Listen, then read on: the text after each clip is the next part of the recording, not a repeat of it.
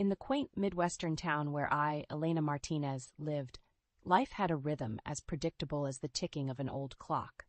But ever since my mother passed away, that rhythm had been disrupted by the uninvited intrusions of two people: my mother-in-law, Helen, and my sister-in-law, Rachel. They had a knack for appearing at my doorstep just when I craved solitude the most. "You know, Elena, it's quite rude to keep us waiting at the door," Helen would say, with a tone dripping with passive aggression. I could see Rachel smirking beside her, her eyes scanning my living room like a hawk. "Sorry, I wasn't expecting anyone," I'd reply, my voice strained with forced politeness. Their visits had become a dreaded routine. Each time they arrived, they expected to be entertained and catered to as if they were royalty, and I, a mere servant in my own house. "We're just here to keep you company, dear. You must be so lonely without your children," Helen would chide, settling herself comfortably on my couch. Rachel would follow suit, lounging as if she owned the place, and then would come the most irksome part.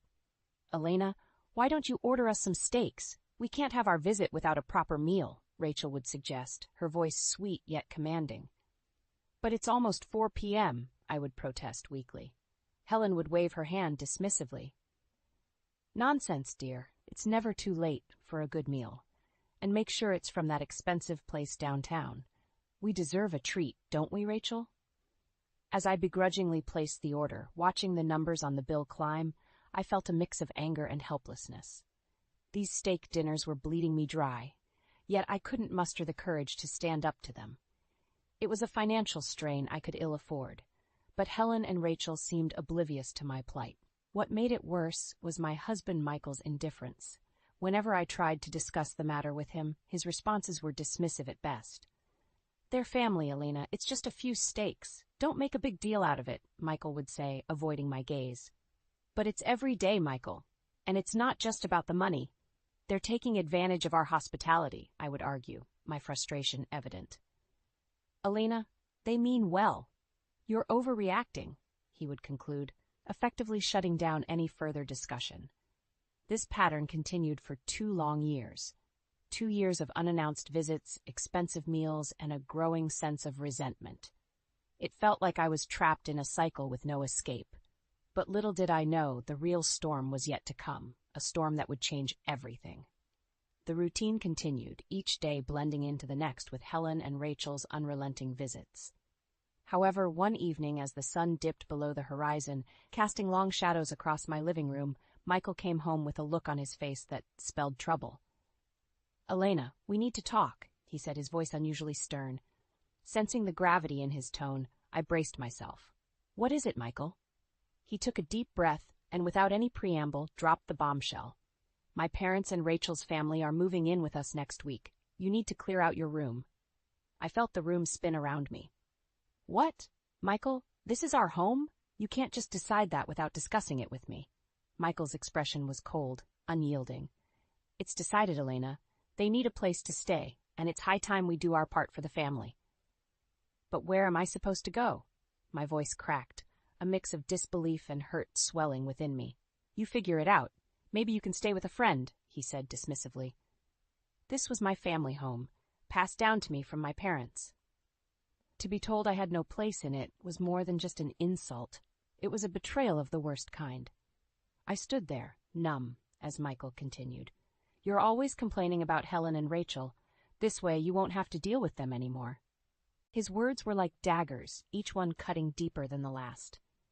I realized then that the man standing before me was not the Michael I had married. He had become a stranger, one who valued his family over his wife.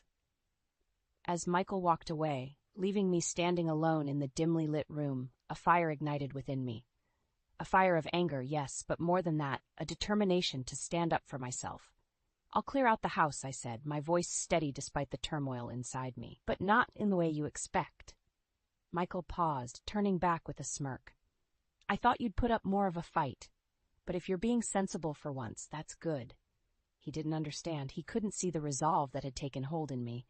For years, I had been the dutiful wife, bending over backward to accommodate his and his family's whims. But not anymore. The next morning, as Michael left for his business trip, I took my first step towards freedom. I picked up the phone and dialed a number I had found the night before. My voice was calm, my instructions clear. "Yes, I'd like to schedule a pickup for all my furniture and appliances," I said, a sense of empowerment growing with each word. "And I need it done before the end of this week." As I hung up the phone, a sense of exhilaration washed over me. It was the beginning of my revenge, a plan meticulously crafted to turn the tables on those who had wronged me. Michael thought he had won, but he was gravely mistaken. The house would be cleared out, yes, but it would be empty for him and his precious family.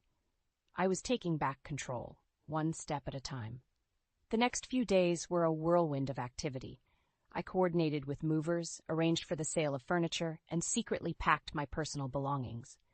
Every item that held sentimental value to me was carefully boxed up, ready to be transported to my new temporary refuge, my son's apartment in the city. As the movers worked, the house began to echo with the emptiness of its soon-to-be barren rooms. Each piece of furniture that left the house felt like shedding a layer of the life I had built here, but with it, a weight lifted off my shoulders.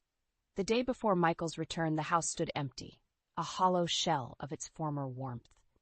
I took one last look around, memories flashing through my mind, of laughter, of tears, of moments cherished and now left behind.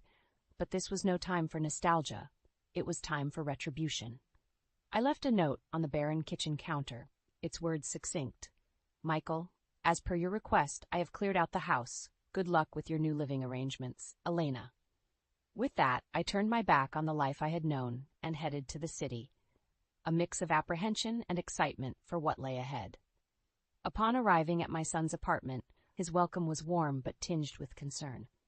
"Mom, are you sure about this?" he asked, his brow furrowed.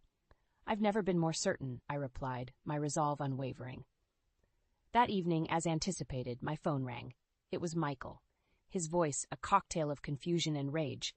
"Elena, what the hell have you done? The house is empty." "Yes, Michael, you said to clear out my room. I took it to mean the entire house," I responded coolly. "That's not what I meant, and you know it. Where are you? What about all our stuff?" "I've taken what's mine. The rest is for you to figure out," I said, a sense of satisfaction creeping into my voice. "You can't do this to me, to us." Michael's voice cracked with desperation. "Funny, I thought the same when you decided to kick me out of my own house," I retorted. The line went silent for a moment before Michael hung up. I knew this was just the beginning, but it was a start to taking back my life and dignity. Sitting in the quiet of my son's apartment, I realized this was more than just revenge. It was a statement that I was no longer the Elena who would be walked over and disregarded. This was a new chapter, one where I would be the author of my own story. The next morning, the gray light of dawn filtered through the curtains of my son's apartment, bringing with it a sense of anticipation. My phone rang, the caller ID flashing Michael's name. I answered, bracing myself for the onslaught. "Elena, you've got to come back. This is madness." Michael's voice was a mix of anger and disbelief.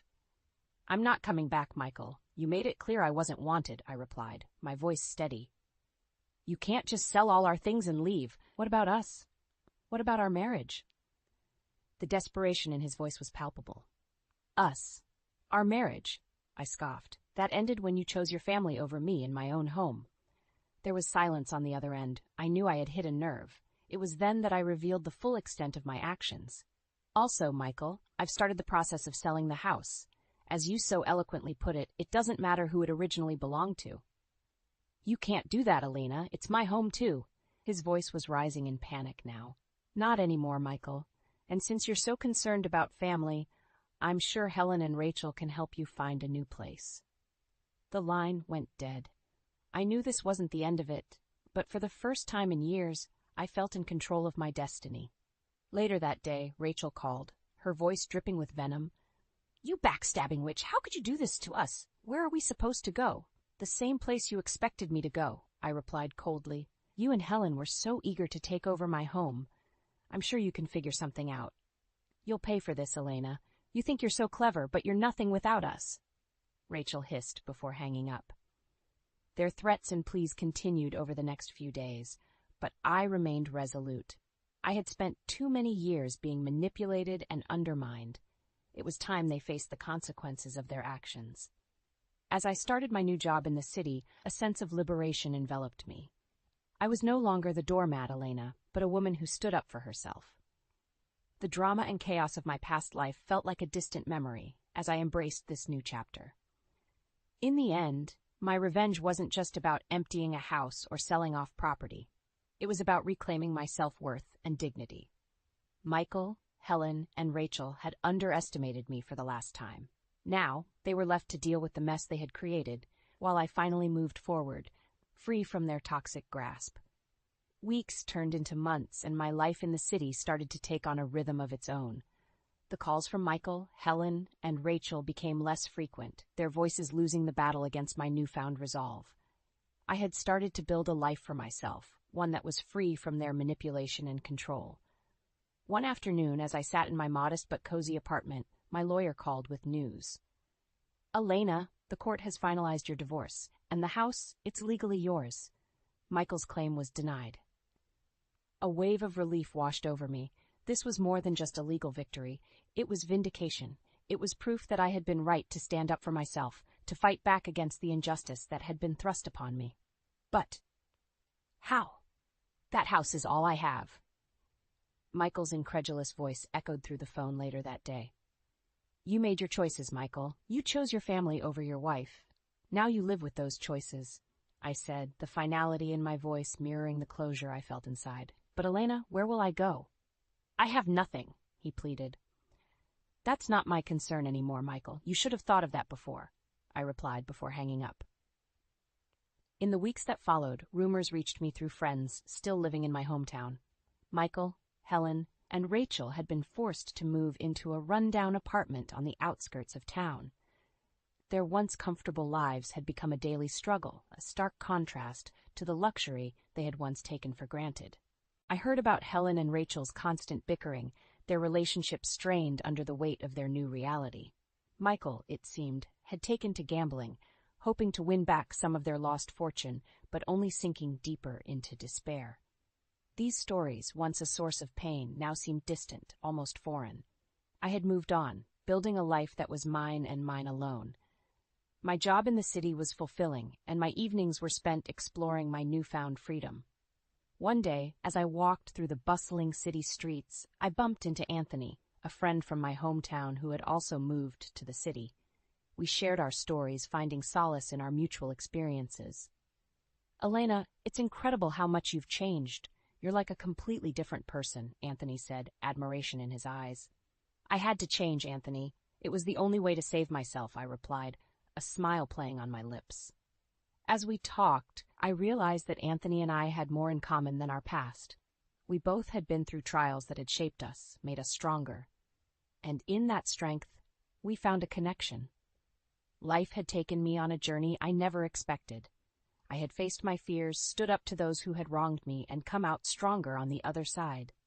My story was one of transformation, of a woman who reclaimed her life from the ashes of her past. And as I looked ahead, I knew that whatever the future held, I was ready for it.